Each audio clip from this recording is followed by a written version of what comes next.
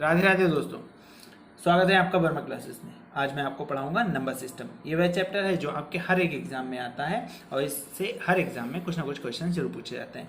आज की ये वीडियो आपके लिए बहुत उपयोगी साबित होने वाली है।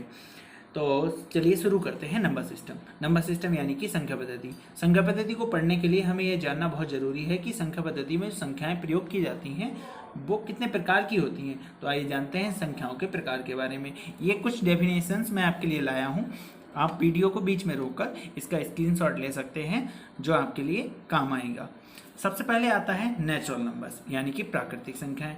गणनात्मक संख्याएं जो एक से शुरू होकर अनंत तक होती हैं प्राकृतिक संख्याएं कहलाती हैं। इसको n से परिभाषित करते हैं, जैसे 1, 2, 3 और अनंत तक। फिर आता है होल नंबर्स यानी कि पूर्ण संख्याएं। प्राकृतिक संख्याओं में शून्य को शामिल कर दिया जाए तो उनका समूह पूर्ण संख्याएं कहलाती हैं। इसको W से परिभाषित करते हैं, 0, 1, 2, 3 और अनंत तक। यहाँ पर आप देखेंगे कि 0 नेचुरल नंबर्स में जोड़ दिया गया है। नेचुरल नंबर्स यानी कि 1 से लेकर अनंत तक, इसमें 0 को शामिल कर दिया गया है तो ये पूर्ण संख्याएं बन गई हैं। इसके बाद आता है आपका इंटीजर्स यानी कि पूर्णांक। ऋण पूर्णांक -1 से लेकर -अनंत तक। फिर शून्य और धन पूर्णांक +1 से लेकर +अनंत तक को एक साथ पूर्णांक कहा जाता है। अर्थात ऋण पूर्णांक, शून्य और सभी धन पूर्णांकों को एक साथ जोड़ दिया जाए तो इनका समूह पूर्णांक कहलाता है। इसके बाद आता है कंपोजिट नंबर यानी कि भाज्य संख्याएं। वे सभी धन संख्याएं जो एक तथा स्वयं के अलावा किसी अन्य संख्या से पूर्णतः विभाजित हो जाएं, उन्हें भाज्य संख्याएं कहते हैं। जैसे 6, 8, 9, 10, 14, 20 इत्यादि। देखिए 6, 1 और 6 यानी कि स्वयं के अलावा 2 और 3 से भी विभाजित होती है। 8, 1 और 8 के अलावा 4 और 2 से भी विभाजित होती है। 9, 1 और 9 के अलावा 3 से भी विभाजित होती है। 10, 1 और 10 के अलावा 2 और 5 से विभाजित होती है।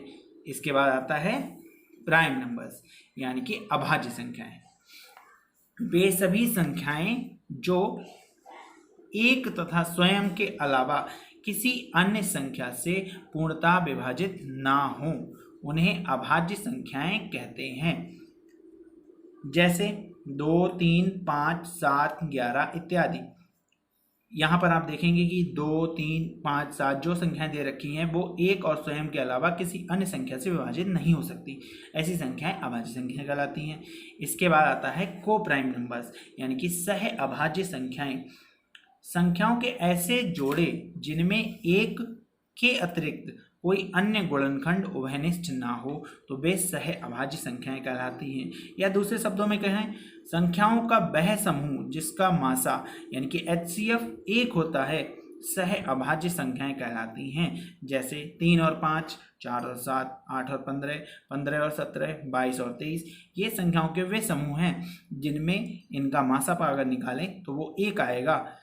ऐसी सभी संख्याओं का समूह या जोड़े सहअभाज्य संख्याएं कहलाते हैं। इसके बाद आता है रेशनल नंबर्स यानी कि परिमेय संख्याएं। वे संख्याएं जो P/Q के रूप में लिखी जाने वाली संख्याएं परिमेय संख्याएं कहलाती हैं, जहां P तथा Q पूर्णांक है तथा Q शून्य ना हो। यहाँ पर बस एक ही शर्त होती है कि P/Q के रूप में जो संख्याएं लिखी जा सकती हैं परिमेय संख्याएं कहलाएंगी, बशर्ते Q 0 ना हो। जैसे 0/1 को हम P को तो 0 ले सकते हैं क्योंकि उसका मान 0 रहता है। 4/1 यहाँ पर दोनों Q की जगह पर 0 नहीं है। ऐसे ही आप सभी एग्जाम्पल्स में देख सकते हैं कि Q की जगह 0 नहीं लिया जा सकता। इसके बाद आता है इर्रेशनल नंबर्स यानी कि अपरिमेय संख्याएं। वे संख्याएं जो P/Q के रूप में नहीं लिखी जा सकती। यहाँ पर आप ध्यान दें कि नहीं लिखी जा सकती, उन्हें अपरिमेय संख्याएं कहते हैं। जहाँ P तथा Q पूर्णांक है तथा Q शून्य ना हो। यहाँ भी वही शर्त है कि यहाँ भी Q शून्य ना हो। जैसे √2, √5, √8, पाई इत्यादि। यहाँ पर ध्यान दीजिएगा कि पाई एक अपरिमेय संख्या है जो कि आपके बहुत सारे एग्जाम्स में सीधे सीधे पूछ ली जाती है कि पाई परिमेय संख्या है या अपरिमेय संख्या। तो मैं आपको बता दूं कि पाई एक अपरिमेय संख्या है, जबकि पाई का मान 22/7 एक संभावित मान है जो कि परिमेय संख्या कहलाता है, क्योंकि इसका एग्जैक्ट वैल्यू हम नहीं निकाल सकते, क्योंकि इसकी एग्जैक्ट वैल्यू ऐसे चलती रहती है 3.1415 और आगे तक बहुत सारे अंक आते हैं, जब क्योंकि इसका पूर्ण मान नहीं निकाला जा सकता, इसलिए ये अपरिमेय संख्या कहलाती है। इसके बाद आते हैं रियल नंबर्स यानी कि वास्तविक संख्याएं। सभी परिमेय संख्याएं तथा सभी अपरिमेय संख्याएं वास्तविक संख्याएं कहलाती हैं, जैसे 3, 0, 7, 1/3, 2/3, यानी कि जो भी संख्याएं आपने पढ़ी हैं, चाहे वो धन हो, चाहे ऋण में हो, चाहे रूट में हो, सभी संख्याएं रियल नंबर्स यानी कि वास्तविक संख्याएं कहलाती हैं। तो दोस्तों नंबर सिस्टम को आगे बढ़ाते हैं। जैसे कि हम जानते हैं कि नंबर सिस्टम डेसिमल सिस्टम पर आधारित होता है, जिसमें कि 10 अंकों का प्रयोग किया जाता है। ये 10 अंक आपके सामने लिखे हुए हैं 0, 1, 2, 3, 4, 5, 6, 7, 8, 9। इन्हीं 10 अंकों को मिलाकर नंबर सिस्टम में सवाल बनाए जाते हैं। नंबर सिस्टम का पहला टॉपिक है फेस वैल्यू यानी कि जातीय मान।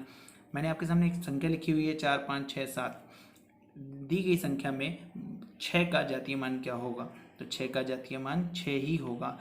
इसी प्रकार 5 का जातीय मान क्या होगा? तो 5 का जातीय मान 5 ही होगा। जिस प्रकार हम किसी व्यक्ति को उसके नाम से जानते हैं, उसी प्रकार हम सभी अंकों को जिस प्रकार पढ़ते हैं या उनकी पहचान करते हैं, वो उनका जातीय मान या फेस वैल्यू कहलाता है। मैंने आपके सामने एक और एग्जांपल लिख रखा है 97854। यहाँ मैं आपसे पूछूंगा कि दी गई संख्या में 4 यानी कि 4 का जातीय मान क्या होगा? तो 4 का जातीय मान 4 ही होगा। इसी प्रकार 8 का जातीय मान क्या होगा? तो 8 का जातीय मान 8 ही होगा। इस प्रकार हम जानते हैं कि जिन अंकों को हम जिस प्रकार से पढ़ते हैं या जानते हैं या उनकी पहचान करते हैं, वह उनका जातीय मान या फेस वैल्यू कहलाता है। दोस्तों नंबर सिस्टम का दूसरा टॉपिक है प्लेस वैल्यू यानी कि स्थानीय मान। किसी अंक का वह मान जो उसको उसके स्थान विशेष के कारण मिला होता है, स्थानीय मान कहलाता है। जैसे 26782 में पहले 2 का स्थानीय मान 20,000 और अंतिम 2 का स्थानीय मान सिर्फ 2 है।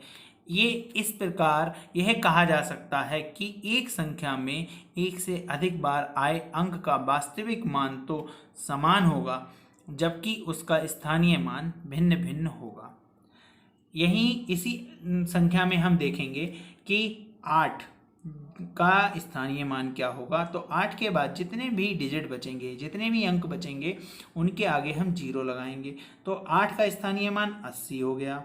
इसी प्रकार 7 का स्थानीय मान, तो 7 के बाद 2 अंक हैं तो हमने 2 डिजिट 0 लगा दिए, तो यहाँ पर 7 का स्थानीय मान 700 हो गया। इसी प्रकार 6 का स्थानीय मान क्या होगा? तो 6 के बाद 3 अंक हैं तो 3 0 लगा दिए, 6 का स्थानीय मान 6000 होगा।